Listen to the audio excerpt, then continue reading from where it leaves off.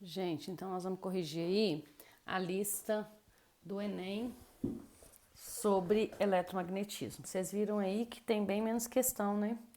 Por questões. Por quê? Porque eletromagnetismo cai menos do que aquela parte lá de potência, de eletrodinâmica, de circuitos elétricos, né? Mas cai também. Então vamos lá. Primeira questão da lista aí. O manual de funcionamento de um capacitor, de um captador de guitarra elétrica apresenta o seguinte texto: esse captador comum consiste de uma bobina, fios condutores enrolados em torno de um ímã permanente. O campo magnético do ímã induz o ordenamento dos polos magnéticos na corda da guitarra. Então, a corda da guitarra vai ter uma indução magnética, né? Que está próxima a ele. Assim, quando a corda é tocada, as oscilações produzem variações com o mesmo padrão no fluxo magnético que atravessa a bobina. E se induz uma corrente elétrica na bobina, que é transmitida até o amplificador e daí para o alto-falante. Então, aqui, ó, isso aqui que é importante, ordenamento dos polos magnéticos na corda da guitarra.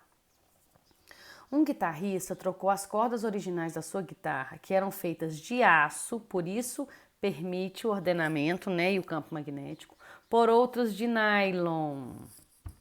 Nylon não é material condutor, né? Não vai poder ser magnetizado. Com o uso dessas cordas, o amplificador ligado ao instrumento não emitia mais som, porque a corda de nylon isola a passagem de corrente elétrica da bobina para o alto-falante. Não. Varia seu comprimento mais intensamente do que ocorre com o aço? Não. Apresenta uma magnetização desprezível sobre a ação do ímã permanente. Verdade. A corda de nylon não vai mais poder ser magnetizada. Se ela não vai ser magnetizada, ela não vai conseguir mandar o sinal para o amplificador, ok? Então, resposta correta, letra C. A corda de nylon não permite a magnetização. Olha como que ele funciona, olha. Consiste de uma bobina, fios condutores enrolados através do ímã. O campo magnético do ímã induz o ordenamento dos polos na corda da guitarra. Certo? Que está próximo a ele. Se você coloca nylon, não tem essa indução.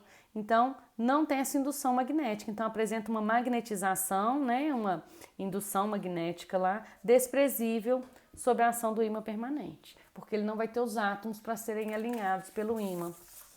Ok? Questão número 2. Os dínamos são geradores de energia elétrica utilizados em bicicletas para acender uma pequena lâmpada. Para isso, é necessário que a parte móvel esteja em contato com o pneu da bicicleta. E quando ela entra em movimento, é gerada energia elétrica para acender a lâmpada. Por que tem que ter em movimento? Para que haja uma variação do fluxo magnético, porque só há geração de corrente se o fluxo magnético for variável.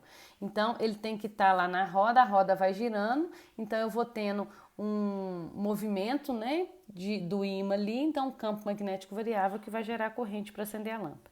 Dentro desse gerador encontram-se um ímã e uma bobina. O princípio de funcionamento desse equipamento é explicado pelo fato de a corrente elétrica no circuito fechado gera um campo magnético nessa região. Corrente elétrica sempre gera campo magnético, isso é verdade, mas isso não é explicação para o fenômeno.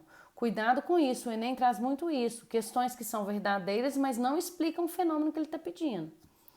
A bobina imersa num campo magnético em circuito fechado gera uma corrente elétrica. Não é sempre que a bobina vai gerar uma corrente elétrica. Isso depende, se só vai gerar se tiver fluxo magnético variável. Bobina em atrito com campo magnético no circuito fechado gera uma corrente elétrica. Não depende de atrito. Corrente elétrica é gerada em um circuito fechado por causa da presença de campo magnético. Não é sempre que corrente elétrica é gerada por causa de campo magnético. Somente se esse campo magnético for variável no tempo. Então, só vai poder ser a última. Corrente elétrica é gerada no circuito fechado quando há, ótimo aqui, ó, variação do campo magnético. Resposta certa. Lei de Faraday. Só há geração de corrente elétrica através de campo magnético se esse campo magnético variar no tempo. Número 3. Há vários tipos de tratamentos de doenças cerebrais que requerem a estimulação de partes do cérebro por correntes elétricas. Os eletrodos são introduzidos no cérebro para gerar pequenas correntes em áreas específicas. Para se eliminar a necessidade de induzir eletrodos no cérebro, uma alternativa é usar bobinas que, colocadas fora da cabeça, sejam capazes de induzir corrente elétrica no tecido cerebral. Para que o tratamento de patologias cerebrais com bobinas seja realizado satisfatoriamente, é necessário que haja um grande número de espiras na bobina, o que diminui a voltagem. Não tem a ver com o número de bobinas para diminuir a voltagem, não. Até porque quanto mais bobinas, maior vai ser a voltagem. O campo magnético criado pelas bobinas seja constante, de forma a haver a indução magnética. Falso. Campo magnético constante não gera indução eletromagnética.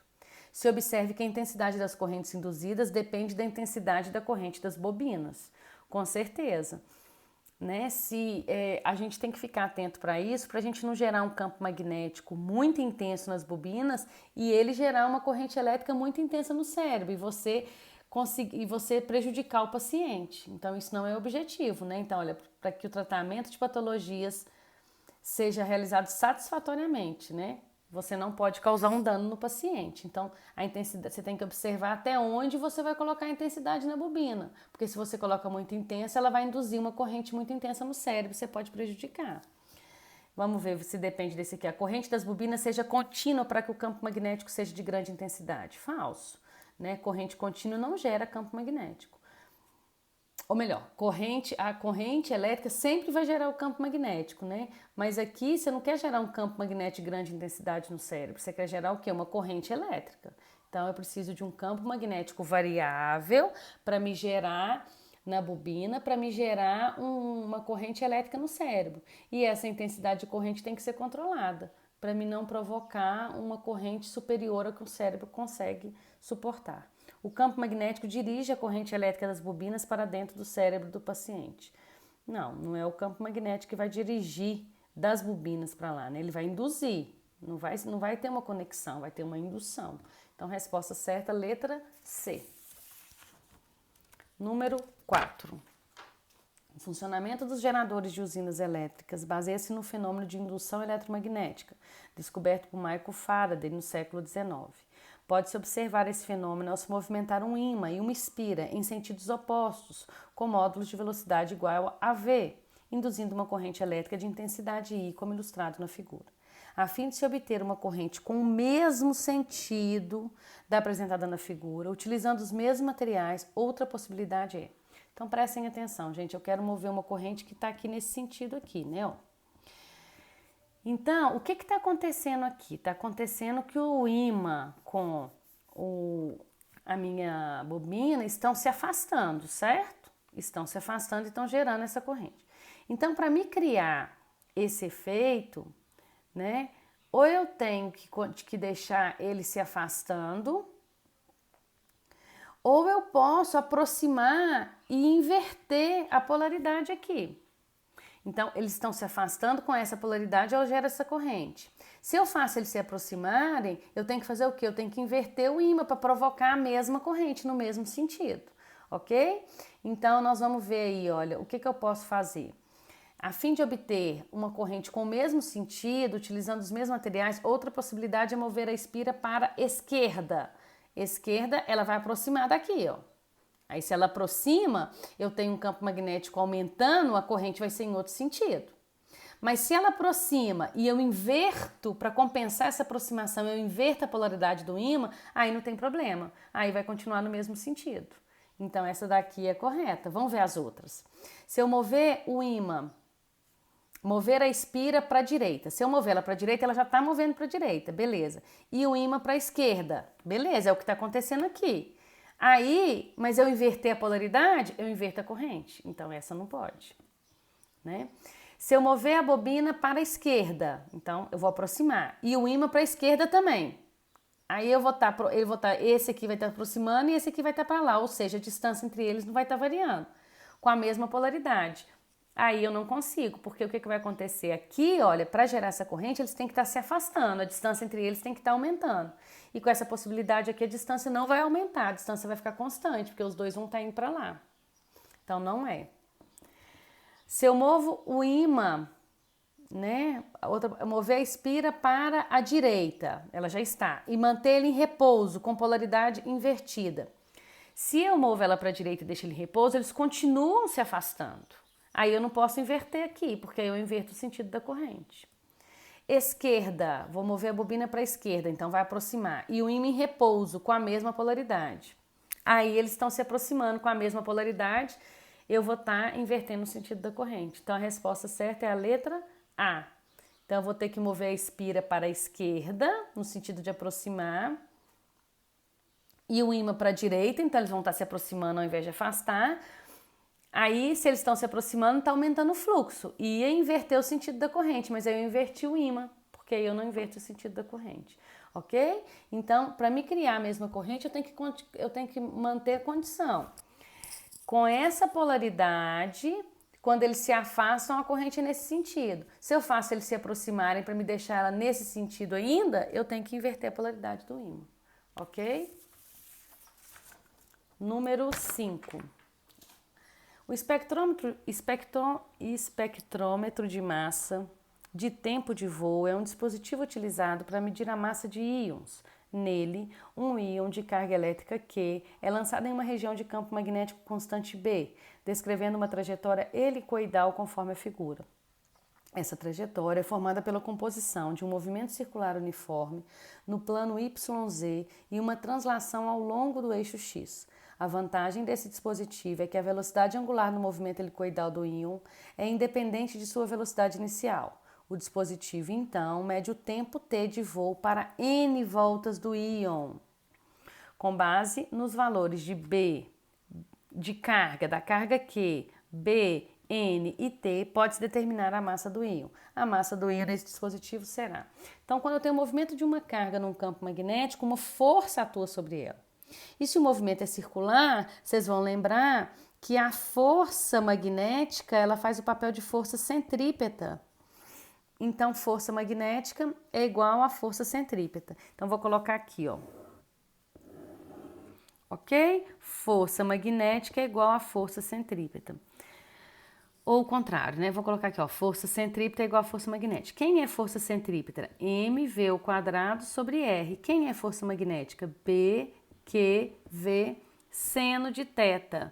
O θ aqui, como o movimento é circular, o θ aqui vai ser 90. O θ é o ângulo entre a velocidade, entre o campo magnético e a velocidade, certo? A velocidade está subindo, o campo está para lá, o ângulo aqui, ó, 90 graus. Seno de 90 é 1, então θ é 90, seno de 90 é 1. Então aqui vai ser 1. Então o que eu vou fazer aqui, ó? Eu vou cortar um V aqui com esse V, isso aqui vai ser 1, então vai ficar mv sobre r é igual BQ, certo? Eu quero quem? Eu quero a massa, então a massa vai ser igual BQR dividido por V. BQR dividido por V, porque o V está aqui. Ótimo, essa é a fórmula da massa. Só que ele não me deu em termos de V, observem, ele me deu em termos de N, que é o número de voltas, e de T. E não pediu V, então quer dizer que esse V tem que sair daqui. E tem que ser escrito em outros termos. Agora, o que é a velocidade dessa partícula? Velocidade não é distância sobre tempo? O movimento aqui não é um movimento circular, distância não é o comprimento da circunferência. Qual que é o comprimento da circunferência? Comprimento da circunferência dividido pelo tempo. Qual que é o comprimento da circunferência? 2πr dividido pelo tempo, certo? Então, só que o que acontece? Isso é o comprimento de uma circunferência. Agora, quantas voltas ele dá aqui? N. Então, no lugar de V, vai ser N que multiplica 2πr sobre T. Então, nós vamos substituir isso aqui, ó, aqui. Então, como é que vai ficar essa expressão? Vai ficar o seguinte, isso aqui, ó, nós vamos substituir aqui.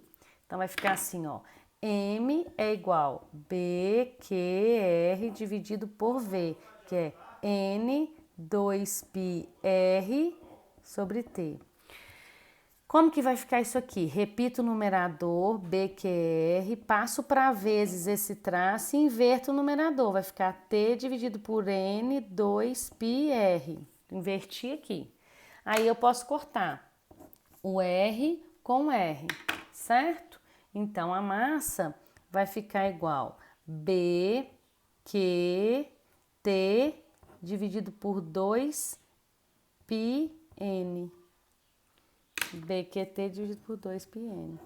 Opção correta, letra A. BQT dividido por 2πn. Então, prestem atenção. Toda vez que ele falar de massa ou pedir raio da trajetória, lembrem que a gente vai ter que usar essa fórmula aqui, de igualar força magnética com a força centrípeta, certo? Só que aqui ele foi além, ele não deixou o V. Ele mandou substituir o V, né? Que ele não quer em função de V. Aí a gente tem que ver qual é a velocidade aqui. É a distância, velocidade é distância sobre tempo. Mas a distância aqui é numa circunferência.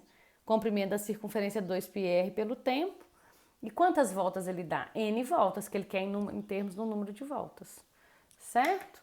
Então tem que fazer com calma aí. Essa aí é mais complicadinha. Tem que lembrar da fórmula. Número 6. A hipertermia é um procedimento terapêutico que se baseia na elevação da temperatura das células de uma região específica do corpo que estejam afetadas por um tumor. Nesse tipo de tratamento, nanopartículas magnéticas são fagocitadas pelas células tumorais e um campo magnético alternado externo é utilizado para promover a agitação das nanopartículas e consequente aquecimento da célula. Então, olha, o campo magnético alternado é utilizado para promover a agitação delas. Como? O campo magnético alternado gera o quê? Gera corrente. E essa corrente é o quê? Um movimento ordenado das nanopartículas. E a hora que eu agito, eu provoco um aquecimento. A elevação da temperatura descrita ocorre porque o campo magnético gerado pela oscilação é absorvido pelo tumor? Não. O campo magnético alternado faz as nanopartículas girarem, transferindo calor por atrito. E isso, olha, elas agitam e, consequentemente, tem um aquecimento da célula. Então, por que elas agitam? Porque o campo magnético variável vai gerar corrente. E a corrente é o quê? Um movimento ordenado das nanopartículas. Ok? Número 7. Para demonstrar o processo de transformação de energia mecânica em elétrica, um estudante constrói um pequeno gerador utilizando um fio de cobre de diâmetro D enrolado em N espiras circulares, 2 ímãs que criam no espaço entre eles um campo magnético uniforme de intensidade B, um sistema de engrenagens que permite girar as espiras em torno de um eixo de frequência F. Ao fazer o gerador funcionar, o estudante obteve uma tensão máxima V e uma corrente de curto-circuito I. Para dobrar o valor da tensão máxima V do gerador, mantendo constante o valor da corrente de curto, o estudante deve dobrar. Então, olhem aqui, gente. Nessa transformação de energia aí, a gente vai lembrar do transformador. O que é um transformador? Um transformador de voltagem. Um transformador, ele nada mais é do que você pega um núcleo de ferro e aí a gente tem espiras. A gente tem espiras neles aqui, ó. Ok? E eu tenho aqui, eu faço passar uma corrente nesse lado aqui, uma corrente alternada nesse lado. A corrente alternada vai gerar um campo magnético que também é alternado. E um campo magnético alternado, então, vai gerar uma corrente e uma diferença de potencial nesse ponto. Esse ponto aqui a gente chama de primário, que é onde eu estou gerando a corrente, ok? Primário. Então, eu tenho aqui uma voltagem do primário. E aí, esse campo magnético variável aqui gera uma corrente aqui, que vai gerar uma voltagem que a gente chama de voltagem no secundário. Então, o transformador tem 2 tipos de transformadores, o elevador de tensão e o transformador redutor de tensão. Aqui são as espiras, certo? N eu vou chamar de número de espiras.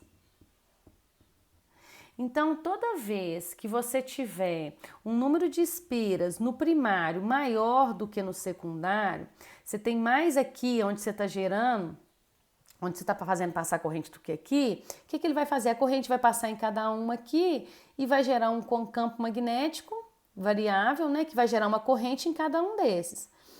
Nesse caso, quando eu tenho mais espiras aqui do que aqui, a gente fala que esse transformador ele é um redutor de tensão. Tensão, voltagem, ok? Redutor de tensão.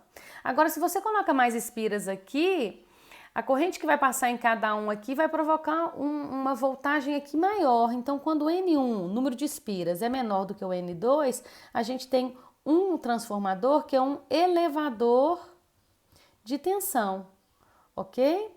Então, o que acontece? A voltagem, ela é proporcional ao número de espiras. Quanto mais espiras eu tiver no meu terminal, maior é a voltagem que eu tenho. Então, a gente pode fazer uma equação seguinte: o V1, a voltagem no primário, dividido pela voltagem do secundário, é igual ao número de espiras do primário dividido pelo número de espiras do secundário. Então, essa aqui é uma equação básica dos transformadores de tensão, certo? Só para a gente entender aqui, o que é um transformador de tensão na prática, né? A gente tem aí nos postes, isso aqui é a foto de um transformador de tensão.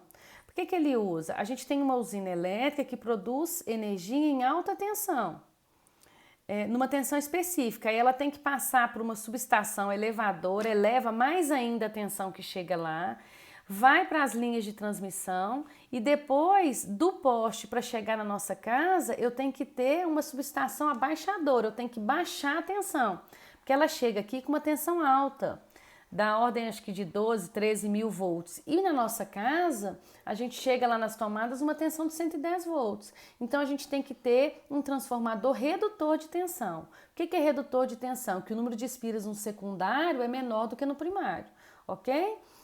E para ela ser transmitida, ela passa por uma subestação elevadora para elevar a tensão. Para que eleva a tensão? Para diminuir perda de energia no trajeto, ok? Então, por isso existem os transformadores, para estar constantemente transformando as tensões de acordo com a necessidade. Então, a equação de transformadores é essa, ó, voltagem no primário pela voltagem no secundário é igual ao número de espiras do primário pelo secundário. Outra questão importante, deixa eu pegar outra folha aqui, é que nos transformadores, a potência no transformador primário é igual à potência no secundário. O que é potência? É voltagem. Então, voltagem 1 sobre I1 é igual a voltagem 2 sobre I2, ok? Então, se eu isolo aqui, ó, V1 sobre V2 fica igual a I2 sobre I1. Então, o que acontece? Se a potência tem que ser a mesma, aquele que tem a maior voltagem vai estar passando a menor corrente nele, ok? E aquele que tem a menor voltagem vai estar passando mais corrente nele, certo? Então, guardem isso. A potência nos transformadores primário e secundário, né, nos pontos do transformador, a potência é a mesma, a voltagem é proporcional ao número de espiras, e aquele que passa maior corrente, eu vou ter uma menor voltagem, a fim de manter as potências constantes. Então, o que o exercício está pedindo? O exercício está pedindo o seguinte: eu quero dobrar o valor da tensão máxima, mantendo constante a corrente de curta, a corrente total do meu circuito. O estudante deve dobrar quem? Se eu quero dobrar a voltagem, eu tenho que dobrar quem? O número de espiras. Né? Toda vez que eu quero mexer na voltagem, eu tenho que mexer no número de espiras. Então, a opção correta, letra A. Frequência de giro, intensidade do campo, área ou diâmetro não vai interferir. O que vai interferir aí é o número de espiras. Quanto mais espiras, mais voltagem você vai ter. Certo?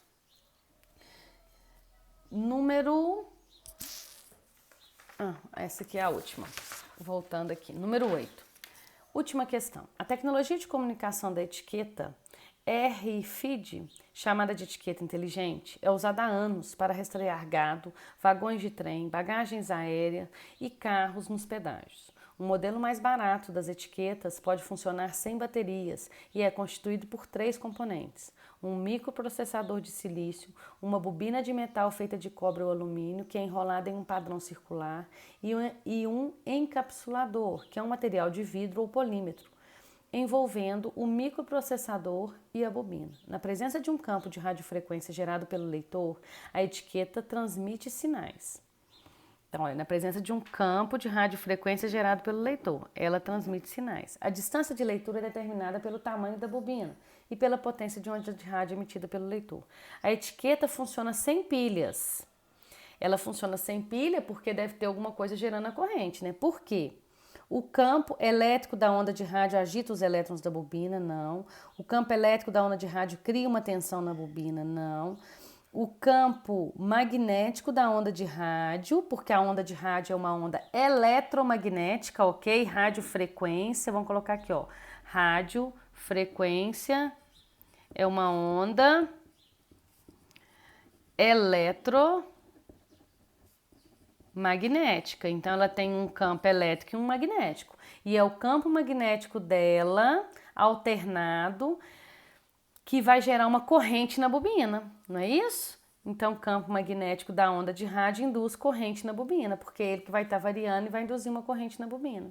O campo magnético da onda de rádio aquece os fios? Não, ele não aquece o fio. O campo magnético da onda de rádio diminui a ressonância no interior da bobina? Não. Então, a opção mais correta aí, que responde como a tecnologia de funcionamento da etiqueta, é o campo magnético da onda induzir uma corrente na bobina. E por isso a etiqueta funciona sem pilha, ok? Porque tem geração de uma corrente elétrica. Então, lembrem disso, campo magnético variável sempre vai gerar corrente. E o campo magnético variável aqui está sendo através da radiofrequência, de uma onda eletromagnética. Ok?